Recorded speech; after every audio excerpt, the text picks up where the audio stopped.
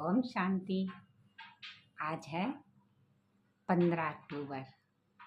15 अक्टूबर की मुरली में बाबा ने कहा कि तुम्हारी आत्मा रूपी जो बैटरी थी वो डिस्चार्ज हो गई। डिस्चार्ज किस लिए हुए?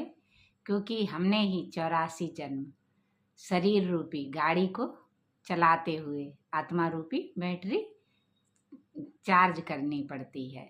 तो आत्मा रूपी बैटरी जब चार्ज होगी, जब हम परमात्मा को याद करेंगे, तो ये जो आत्मा रूपी बैटरी है ये डिस्चार्ज इसलिए हुई कि हमारा शरीर ये गाड़ी है।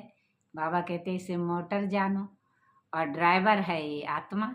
तो ये सारे शरीर को कितने पाठ बजाए 84 जन्म तक, तो ये अब बिल्कुल ही तमो प्रधान बन गई है, यानी कि बैटरी खत्म हो गई है। तो बैटरी भरने के लिए अब चार्जिंग हाउस से लगानी पड़े तब चार्ज हो। जितनी बाबा कहते हैं जितनी कैपेसिटी होगी उतनी तो भर पाएगी, जितनी क्षमता होगी बैटरी में। कोई 100, कोई 50, कोई कितने पावर की होती हैं बैटरियाँ। तो जितने पावर की होती उतना ही बाप से करंट मिलता है।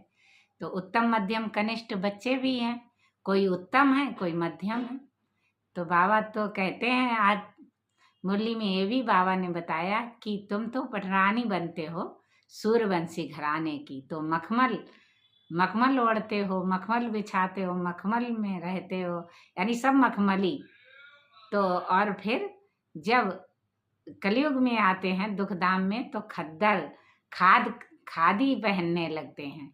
कहते नहीं खादी कपड़े बहुत आराम देते हैं, और मखमली तो मखमल तो इतना महंगा है, तो खादी से ही काम चलाना पड़ता है।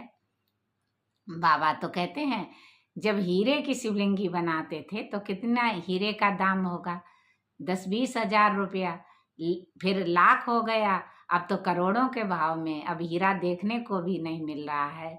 तो बाबा कहते हैं समय बिल्कुल परिवर्तन तमो प्रधान हो गया। उत्तम मध्यम कनिष्ठ हम बच्चे भी बन गए और हमारी आत्मा की भी बैटरी डिस्चार्ज हो गई।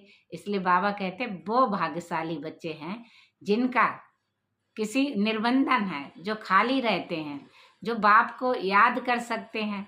बाबा कहते हैं कितना भी भल कोई अपना अनुभव सुनाए, जब तक वो बाप की टचिंग और योग नहीं होगा, धारणा नहीं होगी, तब तक किसी को तीर नहीं लग सकता। जब बाप को याद करते रहते हैं घड़ी घड़ी, तब तो आत्मा खिसक जाती है, परमात्मा याद नहीं आता है। तो क्या हम